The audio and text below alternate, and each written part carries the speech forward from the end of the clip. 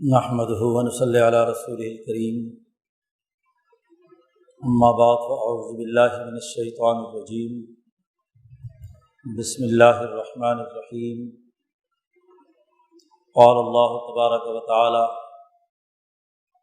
ان الشیطان لکم عدو فاتخذوہ عدوا انما یدعو حزبہ لیکونوا من اصحاب السعیر۔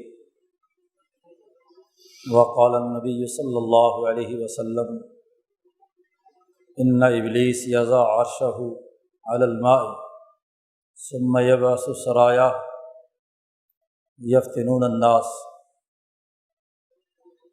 وقال النبی صلی اللہ علیہ وسلم کانت بنو اسرائیل تسوسهم الانبیاء کلما ہلک نبی خلفہ نبی آخر الا لا نبی بعدی سیکون خلفاء فیکثرون۔ وقال النبی صلی اللہ علیہ وسلم لا تزال طائفة من امتی قائمین علی الحق لا یضرهم من خالفهم۔ صدق اللہ مولانا العظیم وصدق رسولہ النبی الکریم۔ معزز دوستو، اللہ تبارک و تعالیٰ کو انسانیت بہت محبوب ہے،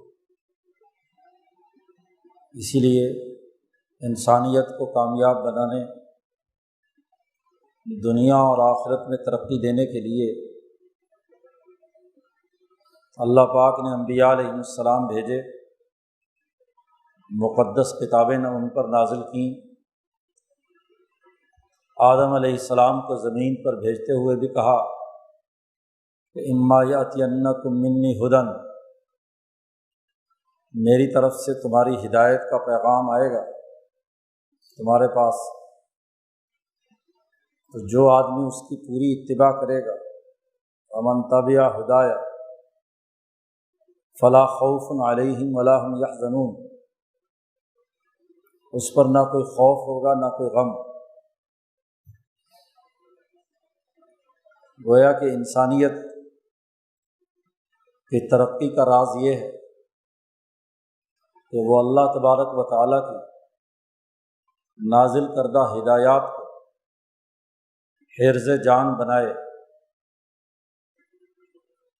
اپنی جان کے تحفظ کے لیے ان ہدایات کو بروئے کار لائے۔ جان کا حرز وہی ہوتا ہے تو اپنی جان کے بچاؤ کا اسلحہ، جان کے تحفظ کے اقدامات، اپنی بقا کی جدوجہد میں اس ہدایت سے کام لیا جائے۔ اور جو انسان اس ہدایت سے کام لے گا وہ نہ تو خوف زدہ ہوگا اور نہ غم زدہ ہوگا۔ کوئی تکلیف پہنچی، کوئی اذیت پہنچی تو وہ اس کو صبر و استقامت کے ساتھ جھیلتا ہے، اس کا غم نہیں کھاتا۔ غمزدہ رہنے والا کبھی بھی اپنی توانائی اور طاقت کو مجتمع کر کے درست نتائج حاصل نہیں کر سکتا۔ ایسے ہی خوف زدہ آدمی بھی اپنی جان کا تحفظ نہیں کر سکتا۔ اللہ پاک نے فرمایا کہ جو اس ہدایت کی اتباع نہیں کرے گا، انکار کرے گا، شیطان کے قدموں کے پیچھے چلے گا، خطوات الشیطان کی اتباع کرے گا، تو وہ خوف زدہ بھی رہے گا، مصیبت اور مشقتوں میں بھی مبتلا ہوگا، اور آخرت کا عذاب بھی اللہ پاک نے کہا ہے بہت سخت ہے۔ یہ جو آیت مبارکہ تلاوت کی ہے، اللہ تبارک و تعالیٰ نے اس میں ارشاد فرمایا ہے کہ ان الشیطان لکم عدو، شیطان تم انسانوں کا دشمن ہے، فاتخذوہ عدوا، تم بھی اسے اپنا دشمن سمجھو۔ دشمن کو دشمن سمجھنا ایمان کی علامت، دشمن کو دوست سمجھنا یہ کفر کی علامت۔ انسانوں کا دشمن پوری انسانیت، تو اپنے دشمن سے دوستی لگانا، اس کی باتوں میں آ جانا، اس کے پھیلائے ہوئے پراپیگنڈے کے زیر اثر چلے جانا، اور دشمن کو دوست سمجھ کر، اپنا خیر خواہ سمجھ کر اس کے ساتھ معاملات طے کرنا، یہ پرلے درجے کی حماقت، کفر و منافقت کے علاوہ اور کچھ نہیں۔ دشمن کو دشمن سمجھو۔ اور پھر اگلی اہم بات یہ فرمائی کہ دشمن کو دشمن اس لیے سمجھنا ضروری ہے کہ یہ شیطان تمہارا ایسا دشمن ہے، انما یدعو حزبہ، یہ اپنی پارٹی کو ابھارتا ہے، ان کو، انسانوں کو اذیت اور تکلیف پہنچانے کے لیے پورا ٹیم ورک سے کام لیتا ہے۔ اس کی ایک حزب ہے، حزب الشیطان، ایک حزب اللہ ہے اور ایک حزب الشیطان، یہ بھی بڑے منظم انداز سے کام کرتا ہے، اس کی بھی تنظیم حزب ہے۔ پارٹی ہمیشہ نظم و ضبط کے تحت کام کرتی ہے۔ جو بھی پارٹی ہوگی جن مقاصد کے لیے بنائی جائے گی، وہ اپنے نظریے اور مقصد کے تحت بڑے نظم و ضبط اور تنظیم کے ساتھ کام کرتی ہے۔ تو شیطان کی بھی ایک پارٹی ہے، حزب الشیطان، اور وہ بھی پورا ہوم ورک کر کے اپنے اقدامات کو آگے بڑھانے کے لیے پوری منصوبہ بندی اور پلان کے ساتھ لوگوں کو دعوت دیتا ہے۔ کہیں گاجر کی ضرورت ہے تو گاجر استعمال کرتا ہے، اور کہیں سٹک کی ضرورت ہے تو اسے استعمال میں لاتا ہے۔ اس کے بہت بڑا لشکر ہے، اس لشکر کو وہ اس کام پر لگاتا ہے کہ لِیَکُونُوا مِنْ أَصْحَابِ السَّعِیرِ، تاکہ وہ سارے کے سارے لوگ جو اس کی پارٹی میں شامل ہوتے جائیں، انہیں وہ جہنم والا بناتا چلا جائے۔ کیونکہ یہ بات تو کنفرم ہے کہ شیطان کو اللہ نے کہا تھا کہ میں تجھے جہنم میں داخل کروں، تو انہیں حکم کی خلاف ورزی کی ہے، آدم کو سجدہ نہیں کیا، تو اس قابل نہیں ہے کہ تو اللہ کی رحمت کا سبب بنے، تجھے تو جہنم میں پہنچنا ہے۔ اور تجھے ہی نہیں بلکہ اللہ نے بڑی تاکید کے ساتھ کہا لَأَمْلَأَنَّ جَهَنَّمَ مِنْكُمْ أَجْمَعِينَ، میں ضرور بالضرور تمہاری پوری پارٹی کو جہنم میں دھکیلوں گا۔ تو جہنم میں دھکیلنے کے لیے اپنی پارٹی کی دعوت، اس کے فروغ اور پھیلاؤ کے لیے شیطان منظم انداز میں کام کرتا ہے، یدعو حزبہ لیکونوا من اصحاب السعیر، جہنم کی طرف لے جائے، جہنمی بنا دے۔ اب اس آیت مبارکہ نے انسانوں کو، مسلمانوں کو ایک ٹارگٹ دیا ہے کہ دیکھو تمہارا ایک دشمن ہے، اس دشمن کو پہچانو، اور پہچان کے ساتھ دشمن کے ساتھ دشمنی کا رویہ رکھو، دوستی کا رویہ نہ رکھو۔ آدمی اپنے دشمن کو پہچان لینے کے بعد پھر کبھی اس کے دوستی اور محبت کے اندر اسے مبتلا نہیں ہونا چاہیے۔ آپ کسی گاؤں میں، کسی بستی میں، کسی شہر میں، کسی اپنے ملنے جلنے والوں میں یہ دیکھیں کہ جو آپ کی دشمنی پر تلا ہوا ہے، اسے تو ہر حال اور ہر حربے کے ساتھ آپ کو نقصان پہنچانا ہے۔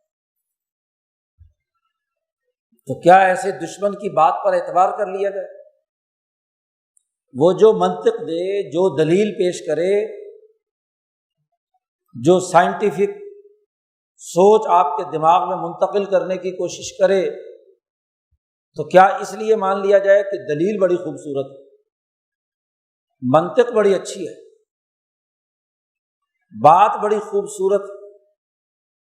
باتیں تو خوبصورت ہی ہوتی ہیں جس سے انسانوں کو گمراہ کیا جاتا ہے، کیونکہ بات اگر بری ہوگی تو کون اس کی دعوت کو قبول کرے گا؟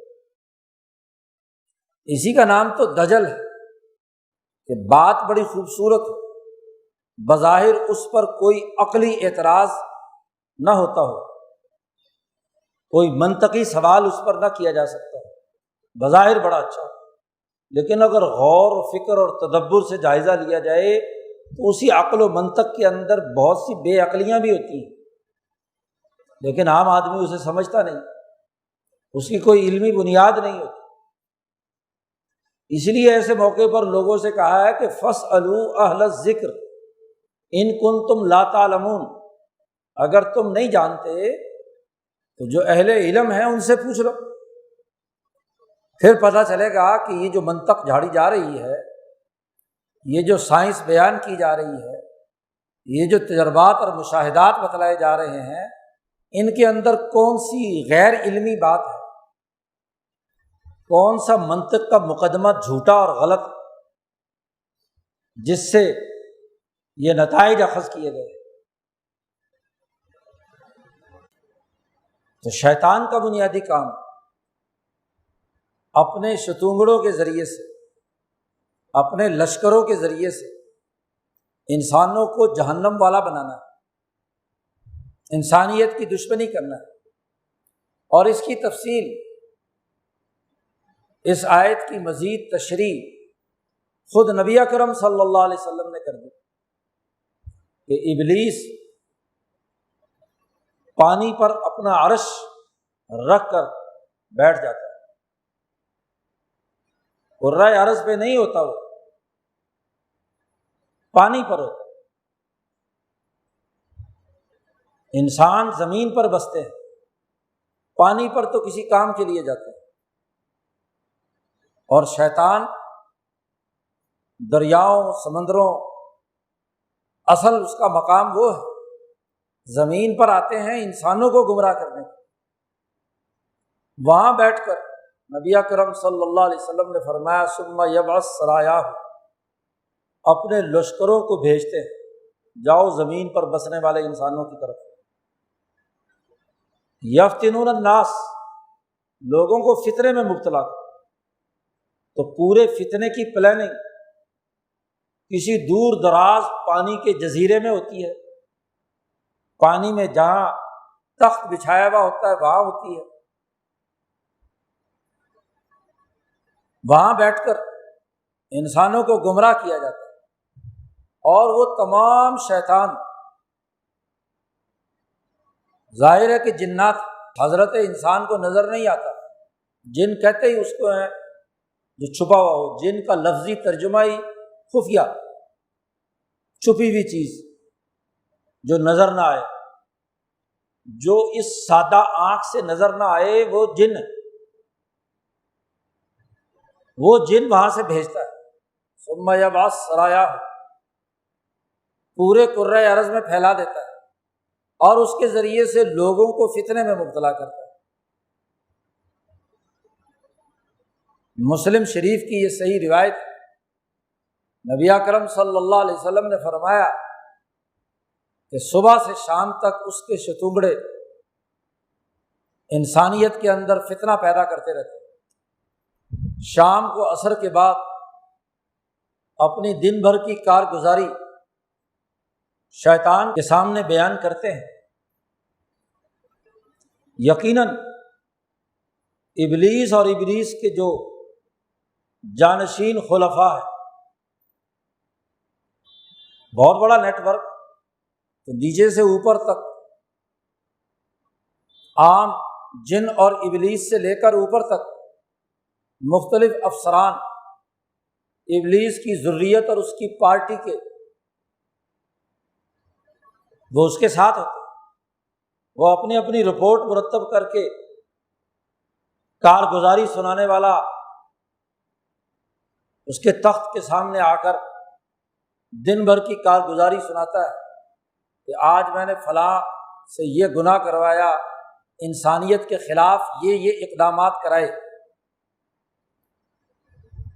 قرآن حکیم نے شیطانی اقدامات کی بھی نشاندہی کی ہے۔ انسان سے جو اعمال سرزد ہوتے ہیں، کچھ تو وہ ہیں جو شیطان کے زیر اثر ہوتے ہیں، اور کچھ وہ ہیں جو اپنے نفس کی خواہشات کے تحت ہوتے ہیں۔ تو نفسانی خیالات اور شیطانی خیالات کے درمیان بڑا بنیادی فرق سمجھ لینا چاہیے۔ شیطانی خیالات اور گناہ وہ ہیں جو انسانیت کے خلاف جرائم کی صورت میں، جن میں سب سے پہلا بنیادی عمل قتل انسانیت۔ جب بھی کسی انسان کے قتل پر کوئی آدمی برانگیختہ ہو جائے تو سمجھ لو کہ اس کے اندر شیطان داخل ہو گیا ہے، کیونکہ اصل انسانیت کی جڑ کاٹنے کا وسوسہ خود انسانی نفس نہیں اپنے اندر پیدا کر سکتا۔ انسانی نفس ہر حال میں کتنی ہی مسئلہ پیدا ہو جائے، وہ کسی دوسرے انسان کی جان لینے تک نہیں پہنچتا۔ اس کے نفس کا انس جو اسے انسانیت سے ہے وہ روکتا ہے کہ بھئی اس انسان کی جان نہیں لینی چاہیے۔ نفس زیادہ سے زیادہ ابھارتا ہے کہ کوئی کھانے پینے کی لذت والی چیز جو نفس کو مرغوب ہے وہ کھانا چاہتا ہے، چاہے کسی طریقے سے ہو، حرام کھائے یا حلال کھائے۔ شہوات ہے، لذات ہے، ان کا مرکز اور منبع، اور وہ انسان کی ضرورت ہوتی ہے، لیکن ضرورت غلط راستے سے پوری کرتا ہے کہ بھائی یہ ضرورت پوری کرنی ہے چاہے کیسے ہی، پیسے چاہیے کسی راستے سے مل جائے، یہ نفس کی خواہشات سے ہو سکتا ہے۔ لیکن جب انسان کسی دوسرے انسان کو قتل کرنے کے درپے ہو جائے اور انسان کی انسانیت کو چیلنج کرے، اس کی جڑ کاٹنے کے درپے ہو جائے، تو سمجھ لو کہ یہ خیال کہاں سے آیا ہے؟ شیطان کی طرف سے آیا ہے۔ اس لیے صوفیہ کے ہاں اس پر بحث کی جاتی ہے کہ انسان میں یہ فہم و شعور ہو کہ کون سا خیال اور خطرہ شیطانی ہے اور کون سا نفسانی ہے، نفس کی طرف سے کون سا خطرہ اور خیال آیا ہے اور شیطان کی طرف سے کون سا آیا ہے۔ تو شیطانی خیالات میں سب سے پہلے قتل انسانیت۔ اگر انسانیت کا قتل اس کی طرف انسان متوجہ نہ ہو اور وہ اپنے آپ کو بچا لے، تو پھر انسان کی توہین کرنے کے لیے، اس کی عزت سے کھیلنے کے لیے اس پر جھوٹی تہمت لگاتا ہے کہ دوسرا انسان وہ بے عزت ہو، ذلیل ہو۔ پھر اس کے بعد شیطان چوری کا وسوسہ ڈالتا ہے کہ دوسرے انسان کی توہین یہ بھی ہوگی کہ جناب اس کا جو محفوظ کیا ہوا مال ہے، نقب لگا کر وہ مال چھین کر لے جاؤ، اس کو نقصان پہنچاؤ۔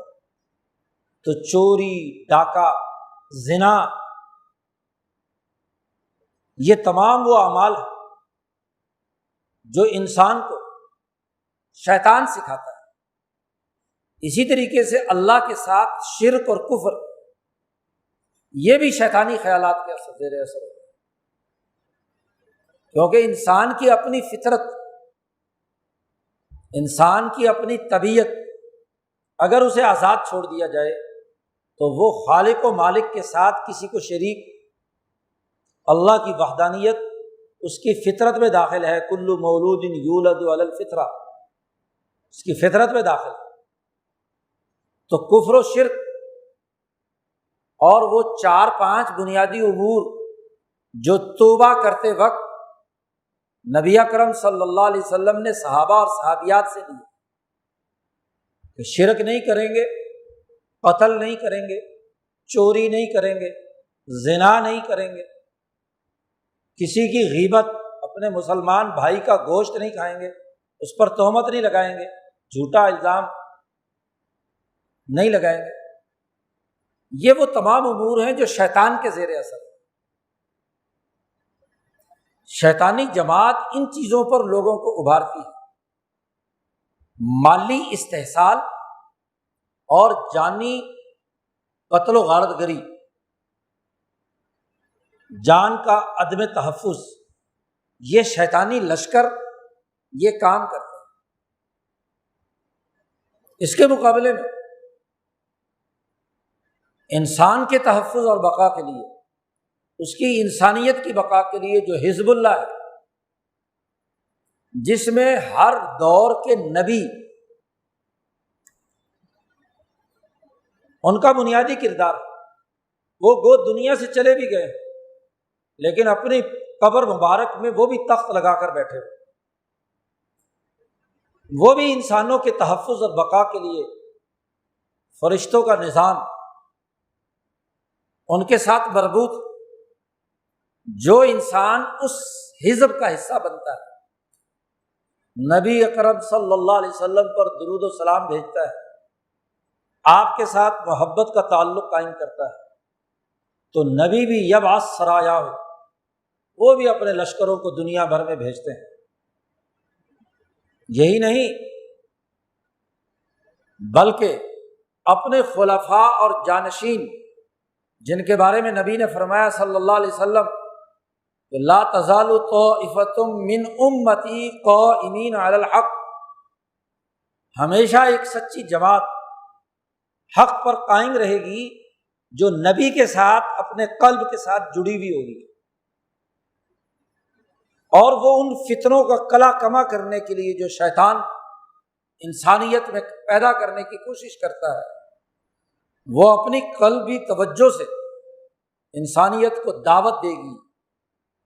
وہ یدعو حزبہ الی الجنہ، الی اللہ، الی سبیل اللہ ورسولہ، اللہ اور اس کے رسول کے راستے کی طرف دعوت دیتی ہے۔ حزب اللہ کا اپنا کردار ہے، وہ نبی کی سربراہی میں، نبی کی نیابت میں، فرشتوں کے نظام کے ساتھ انسانی دلوں کے ساتھ ربط پیدا کر کے اپنے نیٹ ورک کے ساتھ جوڑتی ہے، اور شیطانی جماعت بھی اپنے نیٹ ورک کے ساتھ جوڑنے کی کوشش کرتی ہے۔ ان دونوں جماعتوں کا ٹکراؤ ہے اور قیامت تک رہنا ہے کہ شیطانی جماعتیں فتنہ پیدا کریں گی، جھگڑے لڑائی، تو شیطان تخت لگا کر بیٹھا ہوا ہے۔ حضور صلی اللہ علیہ وسلم نے فرمایا، مشاہدہ کیا حضور صلی اللہ علیہ وسلم نے کہ اس تخت سے احکامات جاری ہو رہے ہیں، اور پھر ہر آدمی اپنی رپورٹ پیش کرتا ہے، اور آج کل تو رپورٹ پیش کرنا بڑا آسان ہو گیا، موبائل کے ذریعے سے، نیٹ ورک کے ذریعے سے، نظر نہ آنے والی ان لہروں اور ویوز کے ذریعے سے ہر شتونگڑا اپنی رپورٹ شام کو کیا بھیج رہا ہے کہ انسانوں نے کیا کام کیا ہے، یہ رپورٹ بھی جاتی ہے شام کو۔ امام شاہ ولی اللہ اس حدیث کی تشریح میں فرماتے ہیں کہ یہ نظام ایسا ہی سمجھ لو جیسے گند کھانے والا کیڑا جب گند کھاتا ہے تو اس کی طبیعت کا تقاضا ہوتا ہے، اس کا وہ گند کھانے کے بڑے منطقی دلائل اس کے پاس ہوتے ہیں، کیونکہ اس کی بقا کا راز گند کھانے میں ہی ہے، کیونکہ اسی گندگی سے وہ نکلا ہے اور گندگی کھا کر بڑا ہوا ہے، اس نے گند ہی کھانا ہے، اس کی فطرت میں داخل ہے۔ وہ جب کوئی بھی منطقی دلیل دے گا، وہ جب بھی کوئی سائنس بیان کرے گا، حتیٰ کہ کسی مذہب کی بھی کسی آیت کو پڑھ کر سنائے گا تو اس کے پیچھے اس کی گندی ذہنیت کار فرما ہوگا، سرمایہ پرستی، قتل انسانیت کی، مال لوٹنے کی، انسانوں کو نقصان پہنچانے کی۔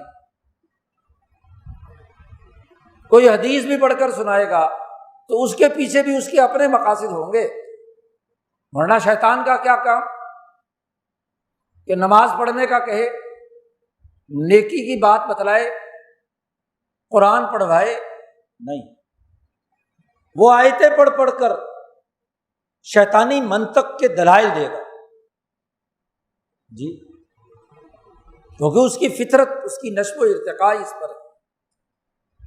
اور امام شاہ ولی اللہ فرماتے ہیں کہ میں نے بھی بارہا اس بات کا مشاہدہ کیا ہے کہ شیطان کیسے پانی کے تخت پر بیٹھ کر اپنے شتونگڑوں سے کام لے کر انسانوں کو گمراہ کرنے اور جہنم تک پہنچانے کا کردار ادا کرتا ہے۔ تو دن بھر کی کارگزاری رپورٹ جب سناتا ہے تو ہر ایک اپنی اپنی کیا ہے رپورٹ دیتا ہے کہ میں نے یہ کروایا، یہ کروایا، یہ کروایا، سنتا رہتا ہے۔ میں نے کافر بنوا دیا، مشرک بنوا دیا، فلاں فلاں لڑائیاں جھگڑے کروا دیے، سنتا رہتا ہے۔ لیکن جو یہ رپورٹ دیتا ہے کہ میں نے مرد اور عورت میں سماجی فاصلہ پیدا کرا دیا، تفرقہ پیدا کرا دیا، افتراق پیدا کرا دیا، تو وہیں شیطان کھڑے ہو کر اس کا استقبال کرتا ہے کہ تو اصل بندہ ہے جس نے جا کر کیا ہے تفریق پیدا کرائی ہے انسانوں میں، میاں بیوی میں لڑائی پیدا کر کے طلاق تک نوبت پہنچا دی، اور طلاق یافتہ خاندان کی اولاد وہ جن نفسیاتی امراض میں مبتلا ہوتی ہے، جن خرابیوں سے وہ گزرتی ہے، اس کا اندازہ نہیں لگایا جا سکتا۔ وہ انسان نہیں رہتا، وہ تو انسان کی شکل میں نفسیاتی مریض، انسانیت کی تباہی اور بربادی کا نمونہ ہوتا ہے۔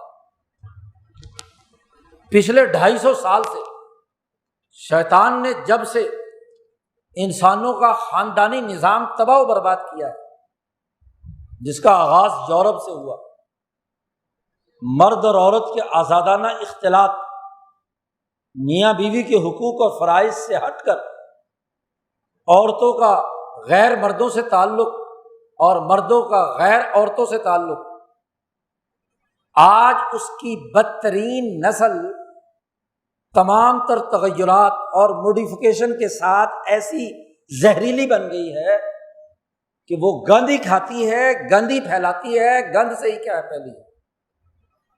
رشوت، لوٹ مار، انسان دشمنی کے رویوں پر پلنے والی یہ 8ویں 10ویں نسل اس وقت جو دنیا پہ حکمران ہے، یہ اسی شیطان کے زیر اثر، وہی منطقی مقدمے، وہی سائنٹیفک انداز و اسلوب جو انسانیت کی تباہی اور بربادی کے لیے اسی کے مطابق ان کا دماغ چلتا ہے، شیطان کے زیر اثر ہو جائے۔ اس کے لیے قرآن نے ایک بڑا بہترین جملہ بولا ہے، یتخبطہ الشیطان، سود خور کے بارے میں، کہ جب انسان سود خور بنتا ہے، دوسروں کے مال کو لوٹنے کے لیے سرمایہ پرستانہ حربے استعمال کرتا ہے، تو اس کو لاکھ سمجھاؤ کہ بھائی یہ انسانیت پر ظلم ہے، وہ مانتا نہیں۔ قرآن نے کہا یتخبطہ الشیطان، اس کو شیطان نے پاگل بنا دیا کہ اپنی سودخوری کی حمایت میں دلائل دیتا ہے، کہتا انما البیع مثل الربا، یہ تجارت اور لین دین بھی تو سودی کی طرح ہے، جیسے ہم خرید و فروخت سے پرافٹ کماتے ہیں، تو یہ جو کیش ہم نے دیا ہے کسی دوسرے کو قرضے پہ، اس پر بھی تو ہمیں کیا ہے جو منافع مل رہا ہے، سود مل رہا ہے، یہ بھی تو پرافٹ ہے نا، کیا فرق ہے اس میں اور اس میں؟ کیونکہ شیطان نے پاگل پن کا دورہ اس پر مسلط کر دیا۔ تو جب ایسا سرمایہ پرست جو دنیا بھر میں انسانوں کا استحصال کر کے ان سے اپنا پیسہ سود سمیت وصول کرنا چاہتا ہے تو اس پاگل کے لیے ہر طرح کے دلائل ہوتے ہیں۔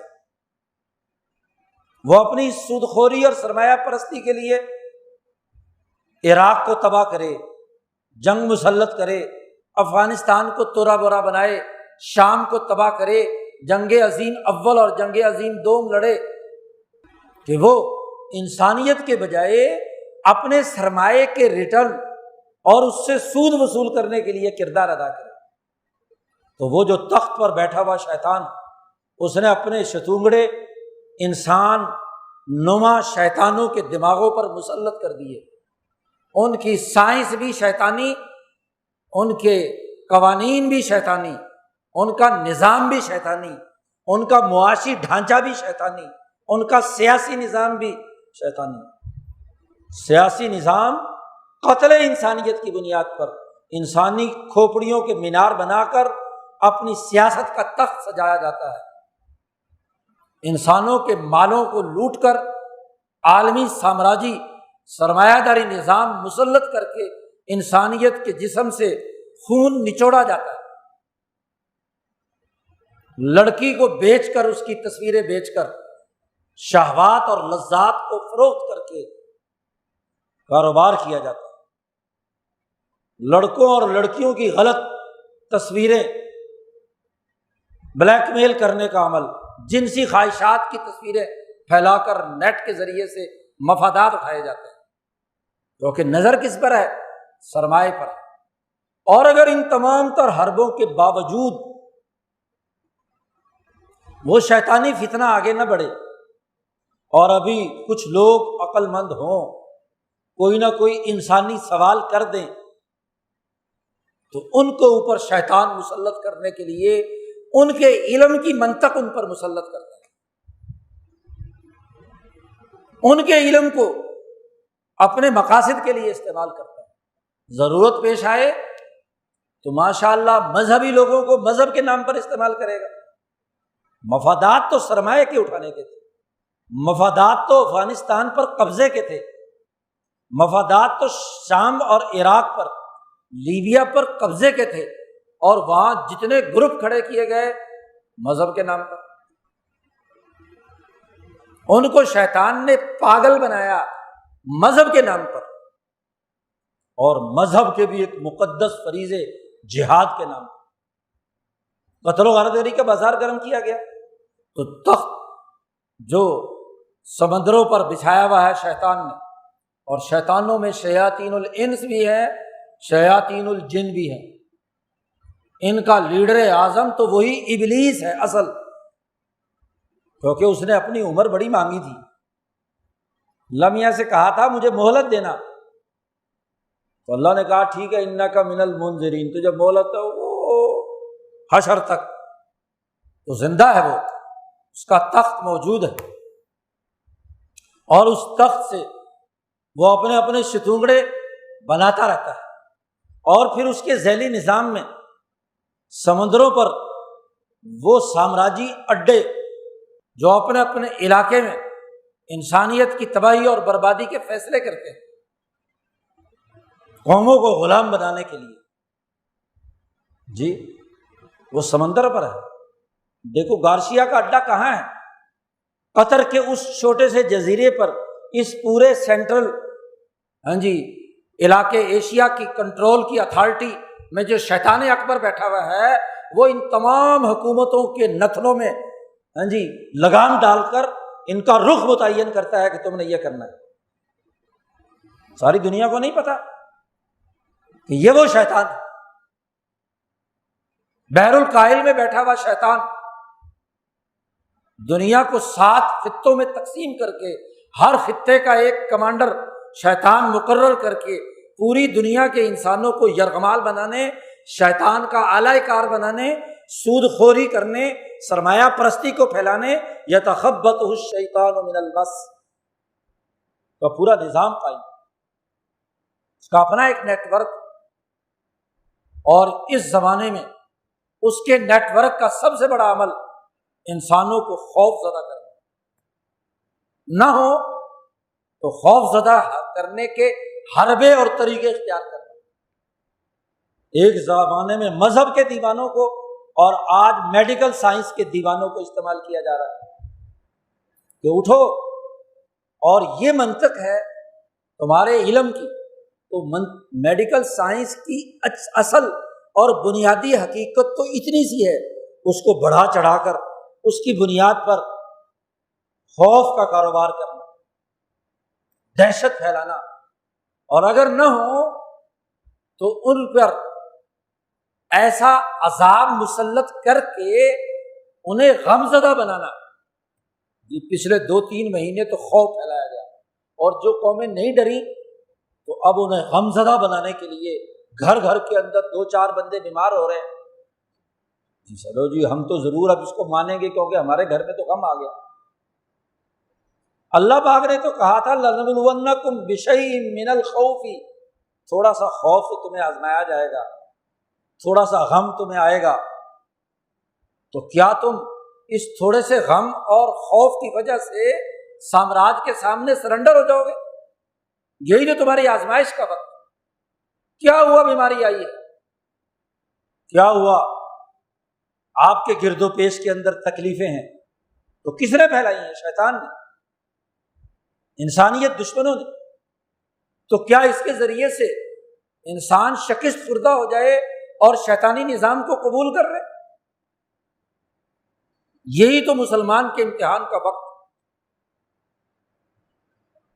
اور یاد رکھیے قرآن نے کہا الا ان اولیاء اللہ لا خوف علیہم ولا هم یحزنون، جیسے ابلیس کے لشکروں سے جو آدمی وابستہ ہوگا وہ خوف زدہ ہوگا یا غم زدہ ہوگا، اور جو اولیاء اللہ کے ساتھ جڑا ہوا ہوگا، نبی اکرم صلی اللہ علیہ وسلم کے اس تخت کے ساتھ جڑا ہوا ہوگا، جس کے قلب میں رسول اللہ کی محبت ہوگی صلی اللہ علیہ وسلم، جو ان کے سچے اولیاء اللہ، ان کے جانشین، ان کے خلفاء، ان کے تسلسل کے ساتھ ہوگی، انہیں خوف کی کوئی پرواہ نہیں۔ تمام اتحادی قوتیں مدینے پر حملہ آور ہو گئی غزوہ احزاب میں، خوف زدہ کیا جی، اور داخلی طور پر مدینے کی ریاست میں بہت سے تھوڑے دل والے، کمزور، وہ سب کے سب غم میں مبتلا ہو گئے۔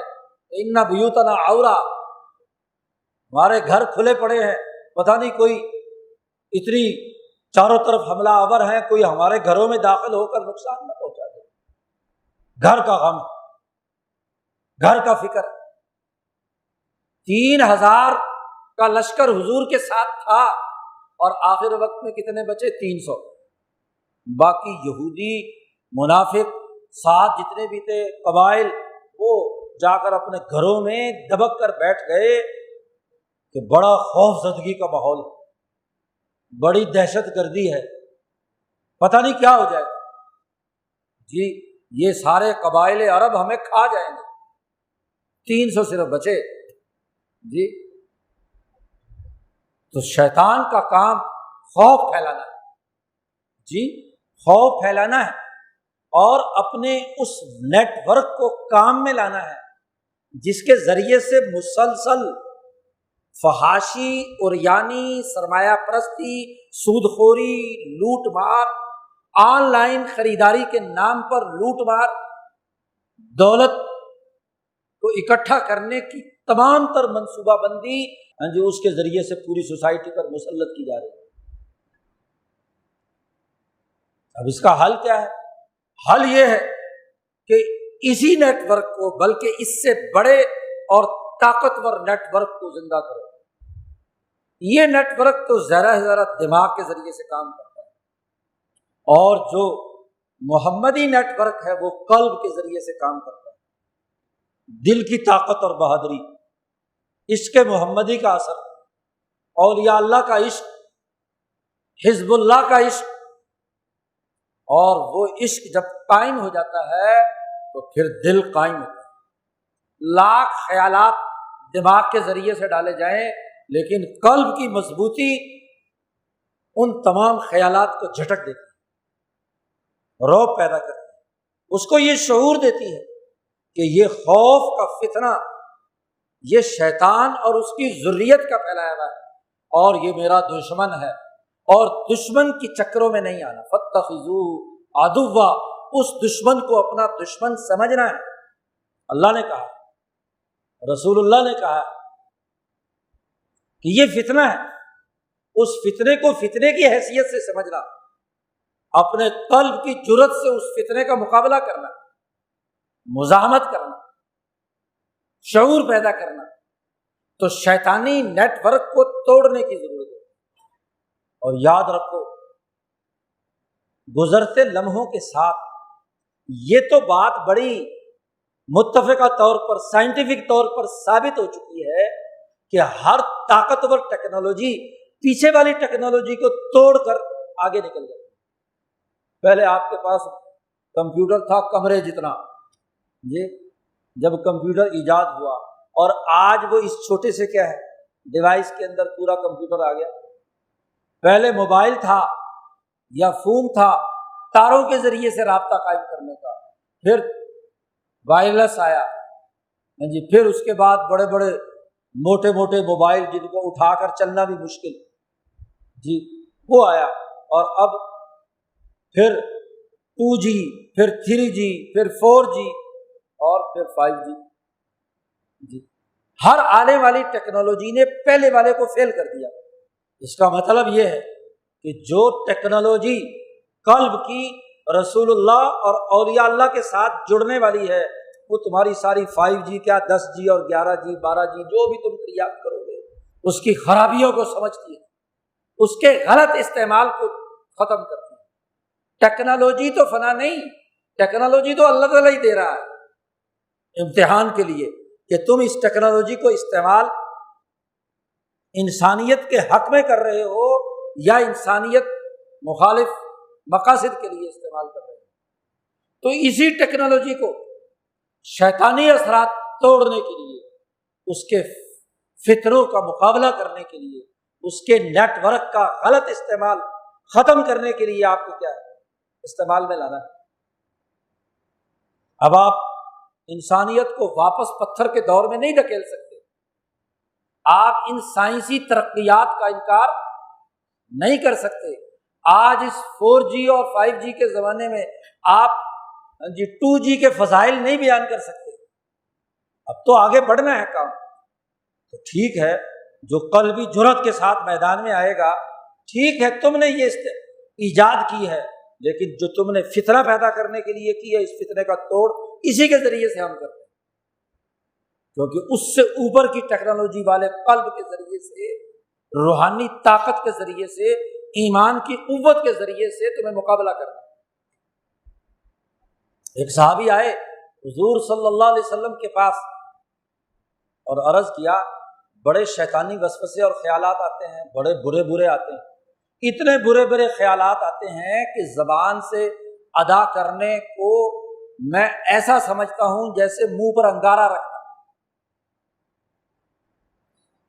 آج کل بھی ایسے خیالات پیدا کیے جاتے ہیں، جی، خدا کی ذات کے بارے میں، رسول اللہ صلی اللہ علیہ وسلم کے ساتھ عشق و محبت اور رسالت کے حوالے سے، جی، اولیاء اللہ کے ساتھ تعلق کے حوالے سے کتنے وسوسے، کتنے خیالات آتے ہیں۔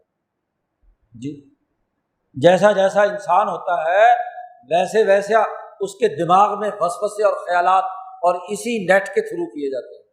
اللہ کی ذات پر سوالات، رسول اللہ کی رسالت پر سوالات، اولیاء اللہ کی عظمت اور صحابہ کی عظمت پر سوالات، تو وسوسے آتے ہیں۔ تو نبی اکرم صلی اللہ علیہ وسلم نے اس کے جواب میں فرمایا کہ قل، تو کہہ آمنت باللہ ثم استقم، تو کہہ میں اللہ پر ایمان لایا اور اس کے اوپر استقامت۔ جب بھی ایسا وسوسہ آئے، ایسا فتنہ پیدا ہو، تو استقامت کی بات کر، جی، ڈٹ جا اس بات پر کہ میں تو اللہ پر ایمان لایا، اس کے رسول پر ایمان لایا، اس کے اولیاء اللہ کی عظمت میرے دل میں ہے، میں تو اس سچی جماعت کا حصہ ہوں، میں اس کے زیر اثر نہیں ہوں گا، میں اس وسوسے کو، خیال کو قبول نہیں کروں گا۔ یاد رکھو، وسوسہ اور خیال آنا کوئی جرم نہیں ہے۔ وسوسے اور خیال کو ارادہ بنانا، اس خوف کو اپنے اوپر مسلط کر لینا، اس فتنے کا حصہ بن جانا، یہ جرم ہے۔ خیالات تو انسان کو آتے ہیں اچھے برے، اس پر کوئی گرفت نہیں ہے جی۔ جب اللہ پاک نے یہ آیت نازل کی کہ ان تبدوا شیئا او تخفوہ، جو تم بات ظاہر کرتے ہو اور جو دل میں خفیہ طور پر تمہارے آتی ہے، تو یحاسبکم باللہ، تو اللہ تعالیٰ اس کا حساب کتاب لے گا جی۔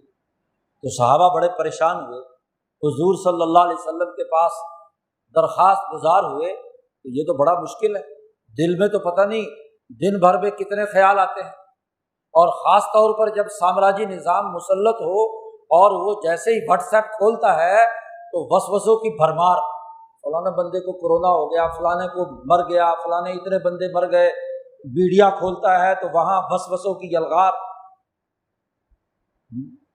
کتنے ہی خیالات خوف زدہ کرنے اور غم زدہ بنانے کے لیے اس کے سامنے آ جاتے ہیں، یلغار ہوتی ہے۔ تو اگر اس کا بھی حساب ہوگا، ہمارے دل میں کیا ہے، وہ خیال آ گیا ہے جی، تو پھر اس کا بھی حساب کتاب ہوگا، تو یہ تو بڑا ہی مشکل معاملہ ہوگا۔ تو اللہ تعالیٰ نے اگلی آیت نازل کی کہ لا یکلف اللہ نفسا الا وسعها، کسی انسان کو اللہ نے اس کی استطاعت اور طاقت سے زیادہ کسی بات کا پابند نہیں بنایا۔ خیال آنا تو کوئی بات نہیں، وسوسہ تو شیطان جس ماحول میں رہ رہا ہے وہاں خیالات آئیں گے، وسوسے آئیں گے، لیکن اس کو اپنا ارادہ نہ بنایا جائے، اس کو اپنا نظریہ نہ بنایا جائے، اس کو اپنی سوچ نہ بنایا جائے، اس منطق کا انسان اسیر نہ ہو، اس نام نہاد سائنس کا ایجنٹ نہ بنے، اس رجت پسند فرسودہ مذہب کا اعلی کار نہ بنے۔ وہ بنے گا تو اب یہاں سے عمل شروع ہو گیا، یہاں اب اس کا ارادہ اور ارادے کے بعد عمل شروع ہوا ہے۔ تو من یعمل سوءا، جو برا عمل کرے گا تو یجزی بہ، اسے بدلہ ملے گا۔ تو بات ہے خیالات کی، شیطانی خیالات پر ارادے اور عزائم باندھ کر کردار ادا کرنا، یہ جرم ہے۔ تو اس آیت نے واضح کر دیا 250 سال سے دنیا میں عالمی سرمایہ داری نظام ابلیس کی زیر تخت انسان نما شیطانوں اور حیوانوں نے مسلط کیا گیا، یورپین بھیڑیوں نے، سرمایہ پرست طاقتوں نے، سیاست بھی شیطانی اور معیشت بھی شیطانی، ان کے سماجی فیصلے اور فاصلے بھی شیطانی۔ تو شیطنت کا عمل فکر کو گمراہ کرنے کے لیے، نظریہ خراب کرنے کے لیے، سیاست کو بد امنی کا ذریعہ بنانے کے لیے، معیشت کو لوگوں کی دولت لوٹنے کے لیے منظم انداز میں شیطانی کردار پوری سوسائٹی میں جاری ہے۔ سچا مسلمان وہ ہے جو سچی اولیاء اللہ کی جماعت کے ساتھ وابستہ ہو کر رسول اللہ صلی اللہ علیہ وسلم کے ساتھ اپنی قلبی نسبت قائم کر کے وہ جرأت اور ہمت پیدا کرے کہ جو فتنہ بھی آئے اس فتنے کا مقابلہ کرے، عقل و شعور سے مزاحمت کرے، آمنت باللہ ثم استقم، اللہ پر ایمان لائے اور استقامت اختیار کرے۔ اسی کو اللہ پاک نے کہا کہ جس نے کہا ان الذین قالوا ربنا اللہ، کہا کہ ہمارا رب اللہ ہے، ثم استقاموا تتنزل علیہم الملائکۃ، تو فرشتوں کا نیٹ ورک کام کرنے لگتا ہے، اور فرشتوں کا نیٹ ورک کام کرے تو یہ انٹرنیٹ اس کا ورک فیل ہو جائے گا، اس کے جو شیطانی اثرات ہیں وہ دور ہو جائے گا جی۔ یہ جو شیطانی نیٹ ورک قائم ہوا ہے، آج دنیا کے 192-93 ملکوں پر مشتمل اقوام متحدہ نے جو شیطانی نیٹ ورک کے زیر اثر ہدایات دے کر دنیا بھر کے انسانوں کو غلام اور یرغمال بنانے کے لیے طریقہ کار اختیار کیا ہوا ہے، خوف زدہ کرنے کے لیے اس کے مقابلے کا مزاحمتی شعور پیدا ہو۔ آج انسانیت کی تباہی کے لیے شیطان نے بالکل ہی نیا طریقہ ایجاد کیا، پچھلے 8-10 ہزار سال کی تاریخ میں ایسا نہیں ہوا۔ اور اس نئے فتنے کا نام جس کا سب سے پہلے شیطانوں نے تعارف کرایا، اس کا عنوان ہے لاک ڈاؤن۔ کبھی لاک ڈاؤن ہوا کبھی کسی دنیا میں کہ پوری انسانیت کو بند کر کے جہنم میں داخل کر دو؟ کسی آئین، کسی دستور، کسی مذہب، کسی نظریے میں لاک ڈاؤن نام کی کوئی چیز نہیں۔ یہ بنیادی انسانی حقوق سے متصادم۔ لیکن یہاں شیطانی نیٹ ورک نے انسانوں کو یرغمال بنا لیا، خوف زدہ کر دیا، بند کر دیا، تاکہ ان کی معیشت تباہ ہو، ملکوں کے حکمران طاقتور بنے اور عوام معیشت کے الجھاؤ میں مبتلا ہو کر، خوف زدہ ہو کر یا تو دنیا سے رخصت ہو جائیں یا ان کے ڈھب پر ڈھل جائیں، ان کے اعلی کار اور ایجنٹ ہو جائیں۔ اتنا تنگ کرو کہ ہر انسان اپنی انسانیت سے محروم ہو کر بندر کی طرح اپنی نکیل ان کے ہاتھ میں دے، وہ جیسے ڈگڈگی بجائیں۔ آج لاک ڈاؤن کی ڈگڈگی بجائی جا رہی ہے، کل کو سود خوری کے لیے پیسے دینے کی ڈگڈگی بجائی جائے گی، پھر اس پر سود وصول کیا جائے گا، ملکوں کو قرضوں میں دھکیل کر ان کی معیشت کو تباہ و برباد کر کے اپنے ذریعے سے کنٹرول کیا جائے گا، اور اس شیطانی نیٹ ورک کے ذریعے سے انسانی دماغوں کو ہائی جیک کر کے ان کو اپنے عالمی سامراجی مقاصد کے لیے استعمال میں لایا جائے گا۔ لیکن نبی اکرم صلی اللہ علیہ وسلم نے فرمایا، گھبرانا مت، مایوس مت ہونا، لا تزال طائفۃ من امتی، میری امت کی جماعت قیامت تک ہمیشہ ہمیشہ ایسی جماعت ضرور رہے گی جو اس شیطانی نیٹ ورک کا مقابلہ کرے گی، اور اگر اس کو یہ تکلیف پہنچانے کی کوشش بھی کریں گے تو لا یضرہم من خالفہم، ان کی مخالفت ان کو کوئی نقصان نہیں پہنچا سکے گی، کیونکہ وہ انسانیت کی بقا کی جنگ لڑ رہے ہیں۔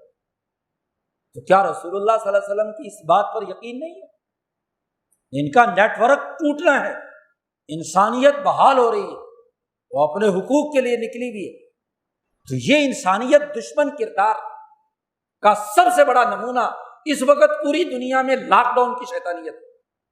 اس وقت کے شیطان اور ابلیس نے پانی پر تخت بچھا کر CIA کے ان اڈوں نے جنہوں نے ہر علاقے کی کمانڈ سنبھالی ہوئی ہے، وہاں کی حکومتوں کو آرڈر دیا ہے کہ یہ مسلط کر کے ان کی معیشت تباہ و برباد کرو۔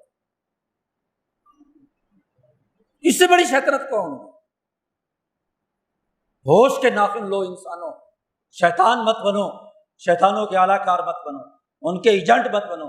آج انسانیت سسک رہی ہے، جہاں کا پڑھا لکھا اعلیٰ کار بن جاتا ہے ان شیطانوں کے، مولوی، وکیل، انجینئر، ڈاکٹر، اپنی منطق جھاڑ کر۔ ان ساروں کے تو پیٹ بھرے ہوئے ہیں، ان کے پاس تو بہت کچھ ہے۔ مولوی کا پیٹ بھی بہت بڑھا ہوا ہے، نظر و نیاز لے کر، غریبوں کی مفت کی دولتیں لے کر۔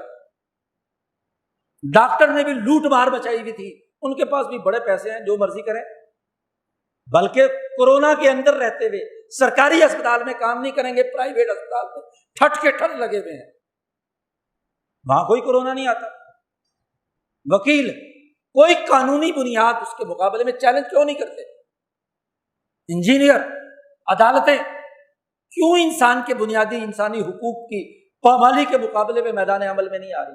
دنیا کی گنتی کی چند عدالتیں ہیں، افریقہ کی ایک عدالت ہے اور امریکہ کی ایک ریاست کی عدالت ہے، اس نے لاک ڈاؤن کو کہا ہے کہ یہ انسانیت کے بنیادی حقوق کے منافی ہے، اس لیے اس کو نہیں ہونا چاہیے۔ باقی ساری عدالتوں میں سناٹا ہے۔ مذہب کے نمائندے آج کہہ رہے ہیں 4 مہینے کے بعد کہ جی ماسک لگانے کی علمی توجیہ ابھی تک ہماری سمجھ میں نہیں آئی۔ آج کہہ رہے ہیں مذہب کے مفتی اور شیخ الاسلام کہ سینیٹائزر کے استعمال کی پیچھے جو حکمت اور علمی بنیاد ہے وہ ہمیں سمجھ میں نہیں آ رہی، سماجی فاصلے کی بنیاد سمجھ میں نہیں آ رہی۔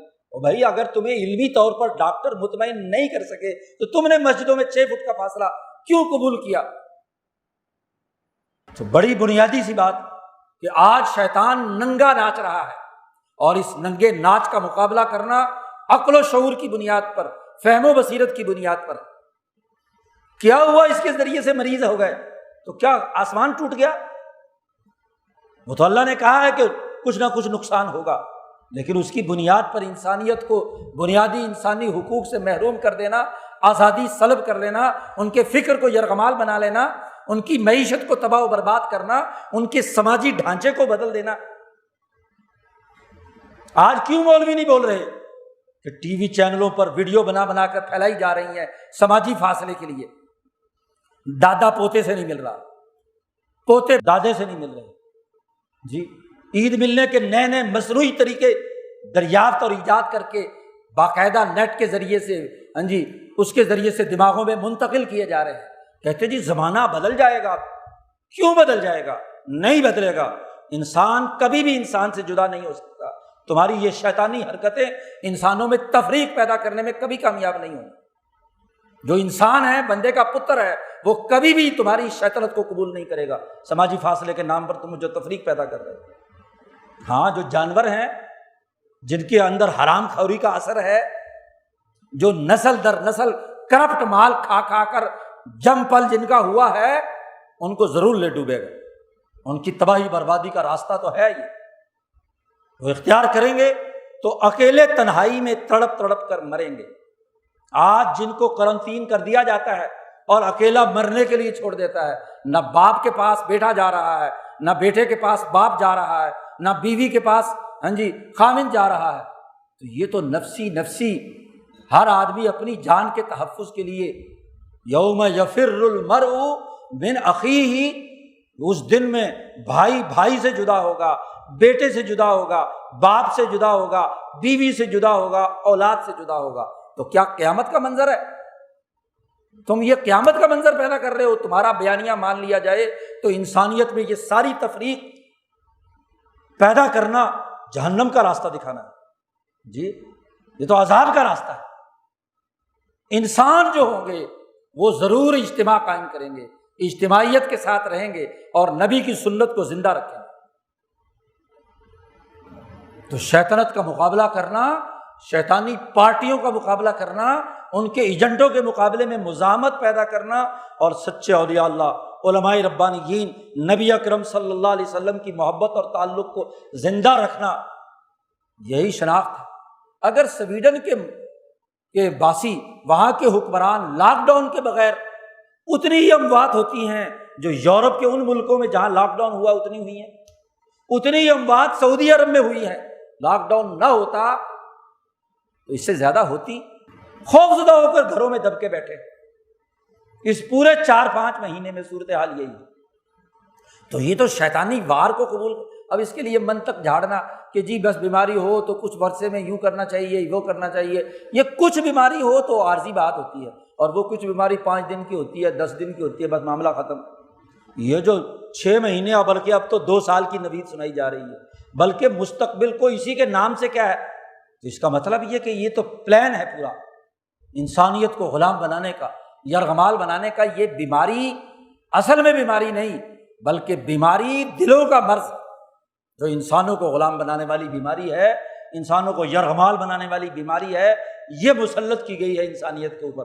تو اس لیے دشمن کو دشمن سمجھو، ان الشیطان لکم عدو فاتخذوہ عدوا، اس کو دشمن سمجھو، اس کی چکنی چپڑی باتیں، اس کی میڈیکل سائنس کی کہانیاں، اس کے مذہب کی کہانیاں، اس کی جناب والا حکمرانوں کی تقریریں اور ان کے بظاہر خوشنما الفاظ، ان کے پیچھے مت جاؤ۔ حقائق کا شعور حاصل کرو، نبی کی تعلیمات اور اس کی سنت کو مضبوطی سے پکڑ لو۔ جب نبی اجتماع کا حکم دے، جماعت کے ساتھ نماز کا حکم دے، ملنے والے مسلمانوں کے درمیان مسافے اور معانقے کا حکم دے، تو تم کون فلاسفر ہو کہ نبی کی اس بنیادی بات کے خلاف تم انسانوں کو شیطانی راستے پر ڈالو یا اسے قبول کرو؟ جمعے کے خطبے کا مقصد دین کی نصیحت ہے۔